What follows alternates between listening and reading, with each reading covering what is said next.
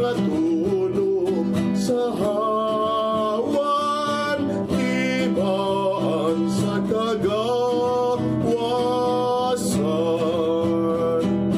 Tuni kami Ginoo sa pagpugong ug pagmasaylo, sa pagmanayag sa matuod